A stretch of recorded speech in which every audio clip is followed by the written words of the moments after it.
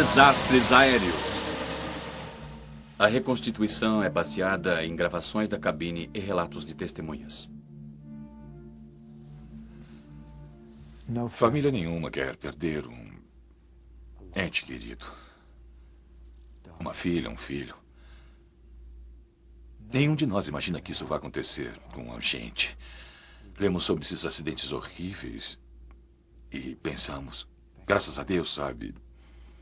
Provavelmente isso nunca vai acontecer conosco. As chances estão a nosso favor.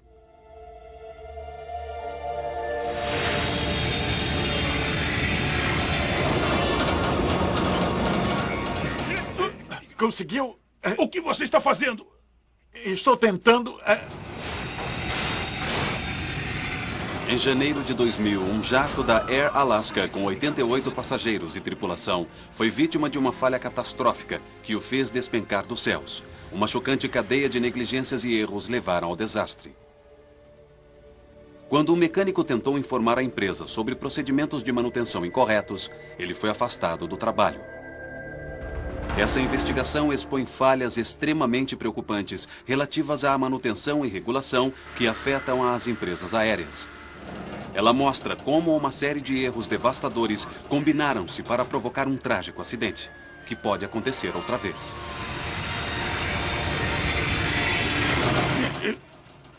Não consigo!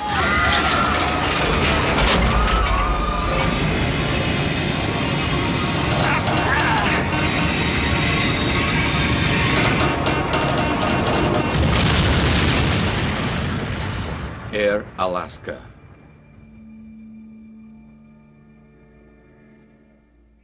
Puerto Vallarta, México.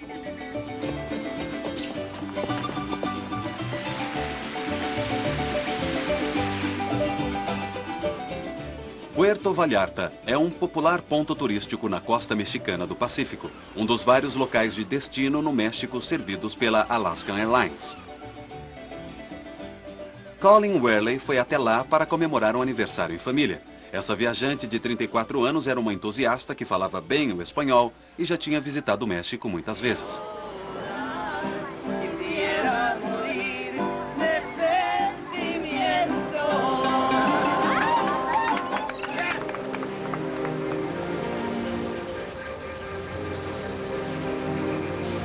Colin e os outros turistas que voltavam de Puerto Vallarta acomodaram-se no voo de 3 horas e 45 minutos para São Francisco. Depois dos dias adoráveis e repousantes de suas férias, eles estão com os olhos voltados para o futuro. Colin e seu noivo Monty estavam planejando constituir família no final daquele ano.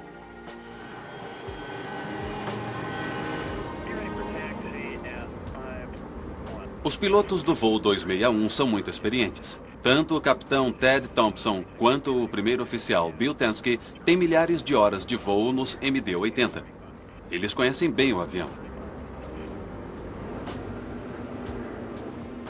O MD-83 é um avião de uma popular e bem-sucedida família de aviões com motor traseiro que voa a baixa altitude. Lançado originalmente em 1980, mais de 1.100 foram vendidos em todo o mundo. Flaps. Checado. Spoilers. Já checado e preparado. Mas em 31 de janeiro de 2000, enquanto preparavam o voo 261 para partir, Thompson e Tansky não faziam ideia de que bem na cauda do avião havia um defeito crucial.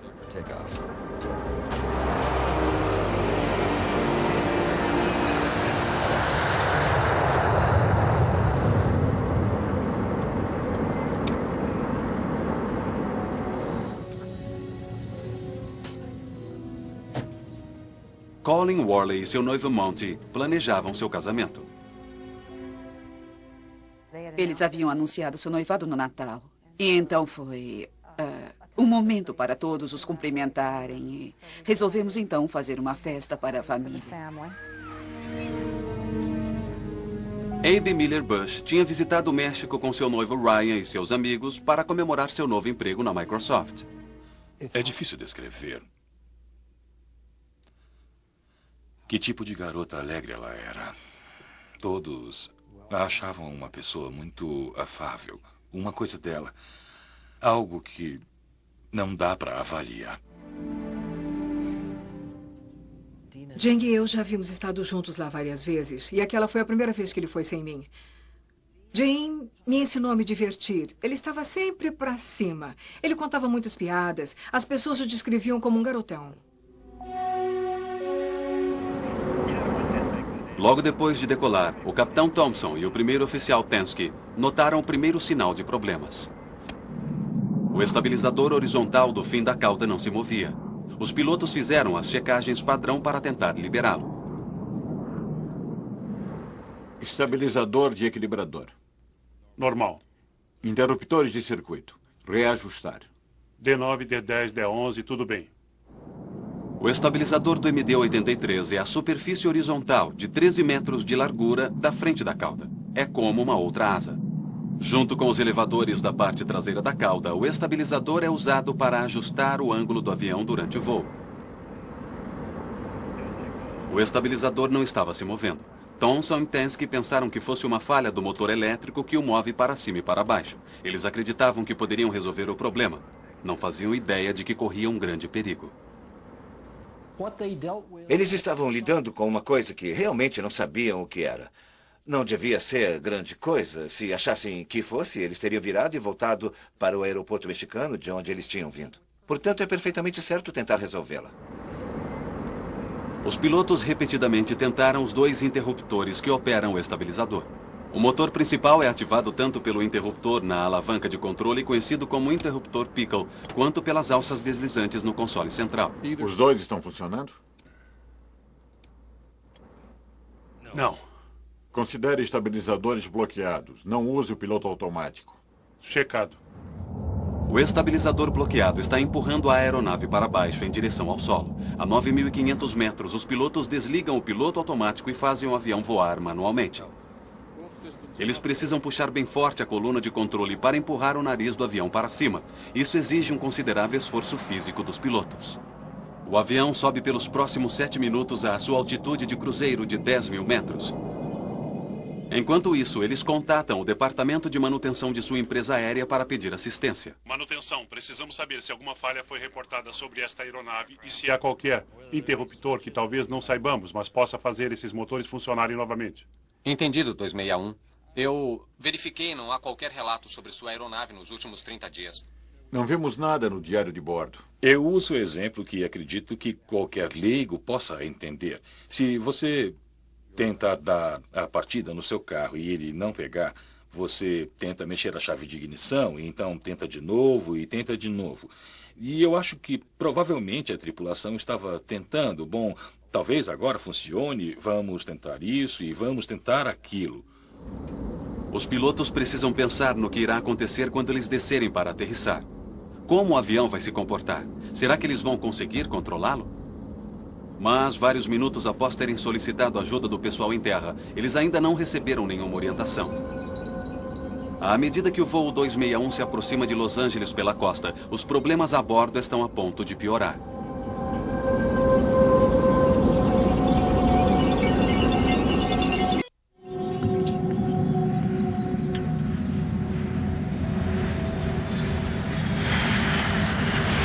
Os pilotos no avariado voo 261 da Air Alaska estão voando manualmente a 32.000 pés em um avião que tem um estabilizador bloqueado que está forçando o nariz do avião para baixo. Os pilotos tentam uma outra forma de soltar o estabilizador bloqueado. Eles acionam ambos os motores que o controlam. Isso irá soltá-lo.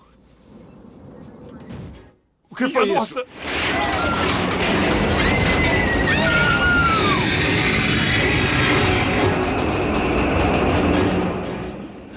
Droga! Você conseguiu? O que está fazendo? Ele não responde. Dos 10.000 metros, o voo 261 mergulha durante mais de 1 minuto. Os pilotos lutam para controlá-lo. Ficou pior. Perdeu o controle.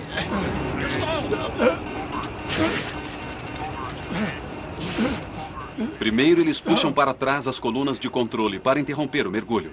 Então, os pilotos empurram o nariz para baixo no mergulho para recuperar o controle. É uma manobra arriscada forçar o mergulho do avião a mais de 500 km por hora.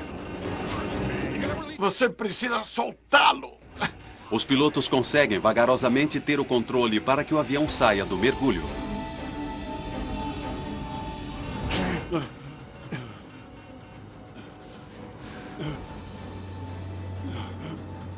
Vamos diminuir. High pressure pumps. Tudo bem. Me ajude aqui. Me ajude aqui. Tudo bem.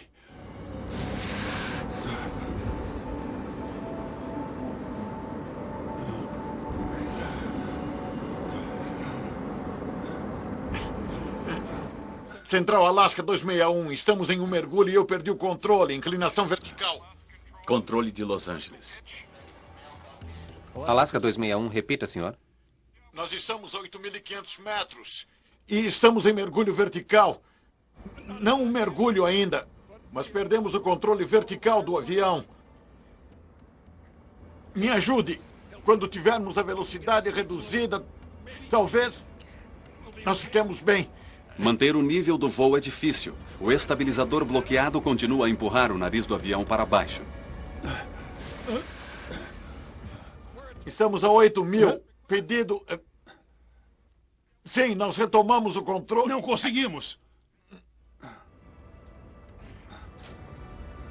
Certo. Tudo bem. Para contrabalançar a força para baixo do estabilizador, os pilotos utilizam os elevadores, painéis móveis na parte traseira da cauda, ligados por cabos à coluna de controle. Os pilotos empurram com toda a força. O destino do avião depende da força de seus braços. Na cabine, os passageiros assustados tentam se recuperar do terrível mergulho. Eles não têm ideia do que irá acontecer em seguida. As lembranças das férias são substituídas pelo medo de morrer. Jim era uma dessas pessoas que conversa com qualquer um que esteja perto dele. Eu tenho certeza absoluta de que ele estava conversando com a pessoa ao seu lado no avião. Tenho certeza de que eles estavam em contato. Colleen era bem diferente de meus outros filhos e ela adorava viajar. Ela era uma garota linda. Ela tinha 25 anos. E era como se ela tivesse seu próprio foguete. Ela era assim, gostava de viajar. Na cabine de voo, os pilotos lutavam para controlar a velocidade do avião para que pudessem aterrissar. Eles têm o controle do avião. Eles conseguiram estabilizá-lo e agora eles estão em uma situação em que irão decidir apropriadamente partir para uma aterrissagem de emergência no aeroporto de Los Angeles. Desliga os freios de velocidade. Não, deixe como está. Parece que estão ajudando. Ele quer mesmo se inclinar para baixo. É isso. Não mexa com isso. Eu concordo. Com o avião temporariamente sob controle, os pilotos tomam a decisão fatal de tentar verificar o que está errado. Eles precisam de um espaço livre ao redor da aeronave para o caso de perderem o controle novamente. Então contatam o controle de tráfego aéreo. Alaska 261, diga suas condições. 261, estamos a 8.000 metros, mais ou menos estabilizados. Estamos reduzindo a velocidade e vamos verificar o que está dando errado. Pode nos dar um espaço na altitude entre 7 e 8.000? Alaska 261 mantém o voo na altitude de 200 até nível de voo 250. Os pilotos agora têm espaço aéreo acima e abaixo do avião. Eles tentarão resolver seu próximo movimento. Você tem o avião. Deixa eu tentar. Tá bom. Está difícil? Eu não sei, a minha adrenalina estava. Foi realmente difícil por uns instantes.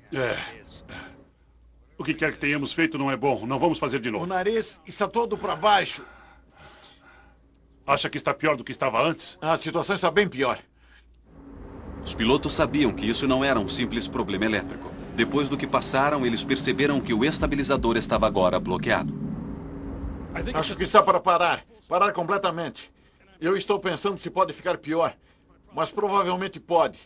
Vamos reduzir. Vamos baixar para 200 nós e ver o que acontece. O problema está pior do que antes. Sem terem certeza de como o avião irá reagir se eles tentarem reduzir a velocidade, os pilotos precisam empurrar os elevadores para manter o nível do voo. O capitão Thompson tenta novamente conseguir ajuda da manutenção. Manutenção 261, está ouvindo? Sim, 261, aqui é a manutenção. Certo. Usamos ambos o Pickle Switch e o puxador e o nariz está completamente para baixo. Foi totalmente para baixo? E agora estamos em um aperto e estamos aguentando. Estamos pior do que estávamos antes.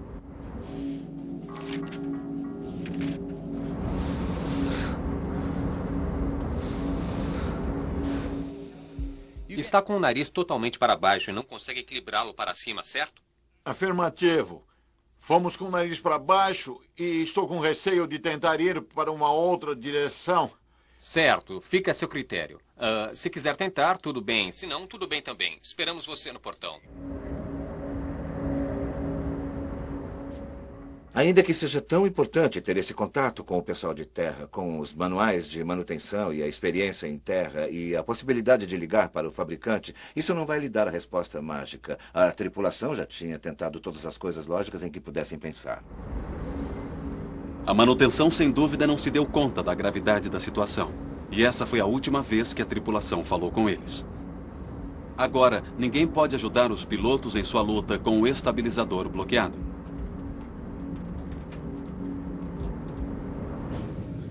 Sempre profissionais, entretanto, eles tentam acalmar os passageiros.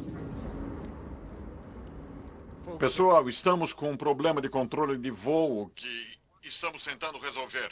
Lá está Los Angeles à direita, que é para onde estamos tentando ir. Estamos muito ocupados aqui resolvendo a situação e eu não acredito que haja qualquer grande problema, pois temos alguns dos subsistemas operando. Mas iremos para o aeroporto de Los Angeles e acho que ficaremos parados lá por uns 20 ou 30 minutos. Na verdade, eles nunca iriam chegar a Los Angeles. Mas aquele é apenas o começo de uma história real de horror ainda a se desenrolar.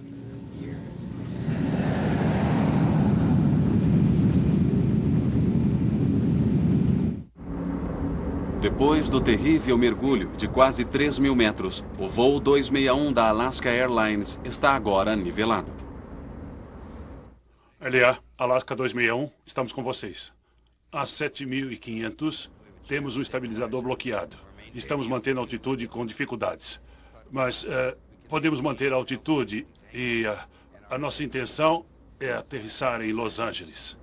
Os pilotos pedem que seja traçada uma rota sobre o Oceano Pacífico fora do aeroporto.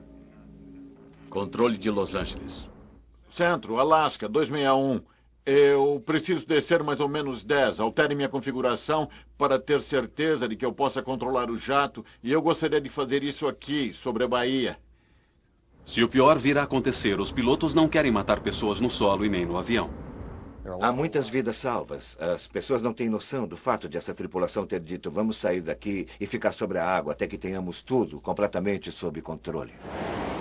À medida que manobravam sobre o oceano, a tripulação pediu novamente ao controle que mantivesse livre o espaço ao redor do avião. Alaska 261 voando a 280, descendo e mantendo a 5.800 metros. 280 e 17 a 8.000, Alaska 261. Precisamos de uma altitude bloqueada. Alaska 261, entendido.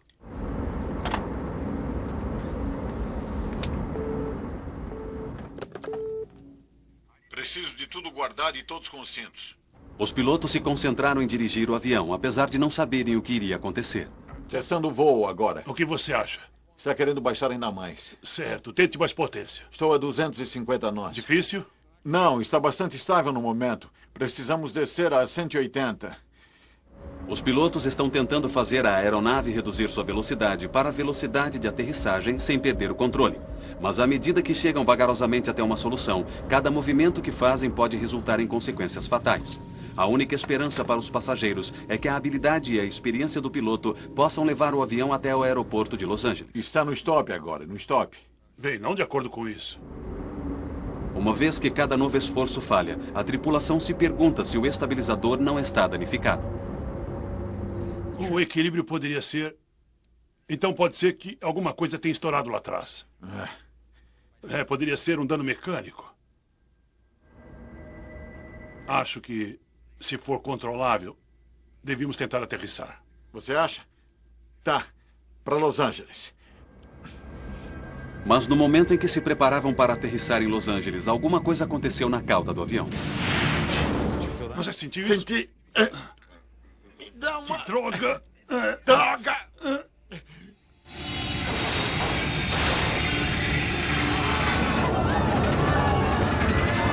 O avião mergulha direto para baixo a 6.000 metros.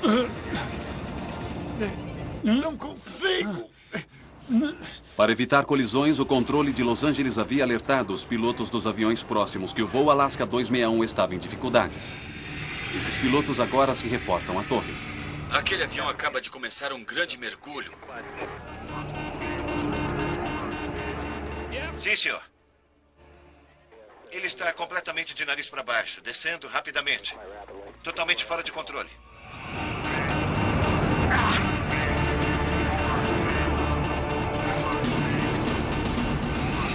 O avião está de cabeça para baixo, senhor.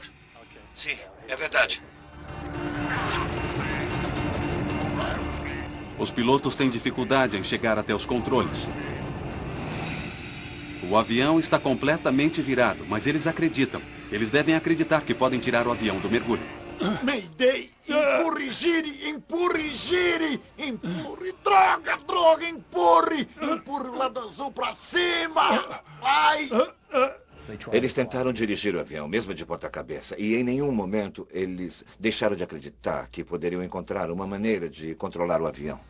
Empurre! Estou empurrando! Vamos com o leme de direção! Eu não consigo alcançá-lo! O leme direito! O leme direito!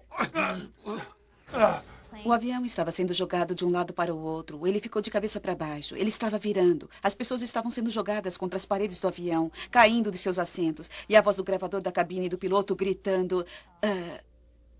os inacreditáveis e horríveis últimos minutos de suas vidas. Estamos voando! Estamos voando! Diga a eles o que estamos fazendo! Diga o que estamos fazendo! Que inferno! Estamos de cabeça para baixo e estamos voando! E foi uma virada tão violenta que os pilotos ficaram pendurados pelas correias em seus ombros. Os passageiros não têm correias nos ombros.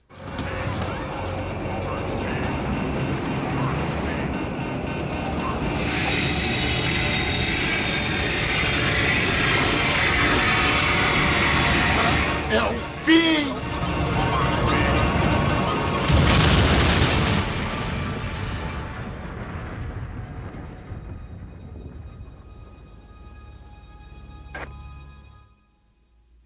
Ele acaba de atingir a água. Sim, senhor, ele atingiu a água, ele afundou.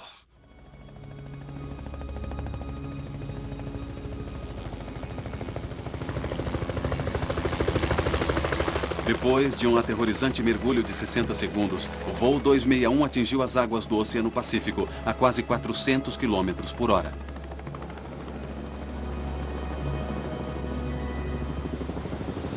Os helicópteros de resgate logo chegaram ao local do acidente, mas não havia sobreviventes. O avião havia se arrebentado no impacto. 88 passageiros e tripulação, incluindo 3 crianças pequenas, morreram instantaneamente.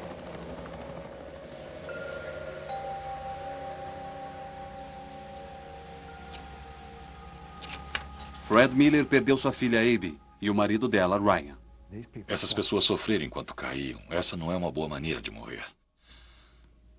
Uma testemunha disse que às vezes ele girava, quase como um peão.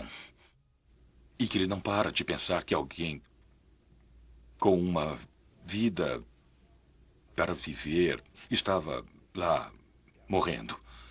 Ele disse que essa é uma das lembranças mais horríveis que ele vai ter.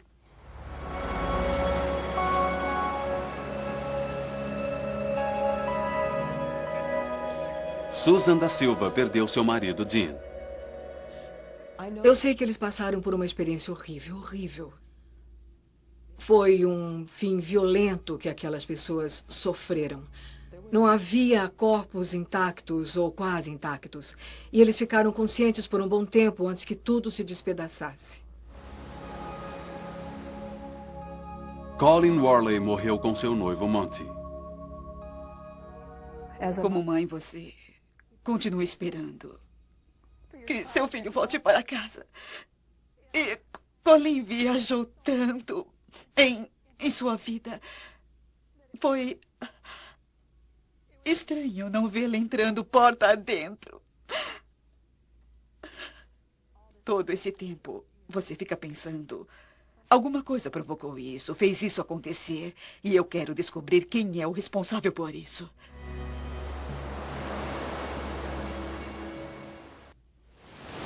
A investigação sobre o voo 261 da Air Alaska começou a tomar pulso, mas os destroços estavam a mais de 30 metros de profundidade. Assim, oficiais da Secretaria Nacional de Segurança no Transporte chamaram os submersíveis da Marinha para retirar o avião do fundo do mar.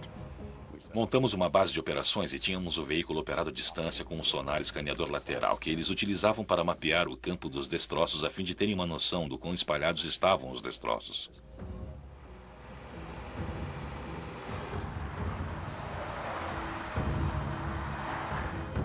Sede da NTSB, Washington. Na sede da Secretaria Nacional de Segurança no Transporte em Washington, a principal preocupação dos investigadores era descobrir o que havia derrubado o avião. As primeiras pistas vieram com as caixas pretas. LA, Alaska 261, estamos com vocês. A 7.500. Temos um estabilizador bloqueado. Estamos mantendo a altitude com dificuldades. Imediatamente suspeitamos de algum problema na cauda do avião, que é onde ficam os controles. Algo estava errado lá atrás e essa era a peça-chave dos destroços a se procurar. O MD-83 que caiu era uma versão revista do DC-9 da Douglas Corporation, que era um avião extremamente popular. Mais de 2.000 foram entregues a empresas aéreas do mundo todo. Os motores estavam na parte traseira do avião e a característica cauda em forma de T era um elemento essencial do projeto. Em uma grande aeronave com turbinas a jato, um dos elementos brilhantes do projeto é que, uma vez que você vai carregar passageiros e carga, você vai tentar carregar essa aeronave menos pesada no nariz e na cauda. Para fazer isso, você, na realidade, precisa ter aquele estabilizador se movimentando. Mas os que são mais difíceis de manobrar são os aviões com cauda em forma de T, onde você tem o estabilizador vertical e o horizontal colocados no topo. E nós chamamos isso de estabilizador de equilíbrio. E esse é o elemento essencial que torna essas aeronaves tão convenientes. No MD-83, um macaco de parafuso motorizado que fica na cauda movimenta o estabilizador para cima e para baixo.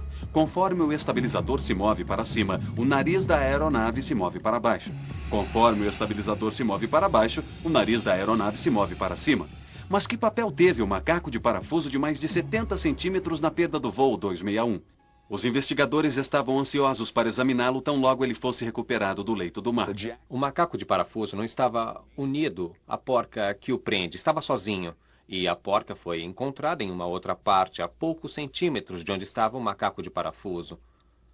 Ter um parafuso separado de uma porca com várias espirais compactas nos surpreendeu. Em segundo lugar, notamos que havia um pedaço de Haas enrolado no macaco de parafuso e... todas as espirais que você pode ver aqui, essas estrias, tinham sido destruídas e as remanescentes foram encontradas enroladas no macaco de parafuso. Uma vez que as espirais tinham sido destruídas, a porca do macaco de parafuso não podia mais girar. Os pilotos não poderiam ter sabido da natureza do verdadeiro problema.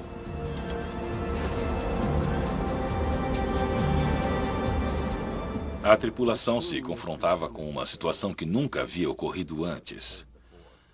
Não há qualquer procedimento a respeito de um macaco de parafuso com defeito nos manuais de consulta rápida que eles têm à disposição. Não há treinamento para isso.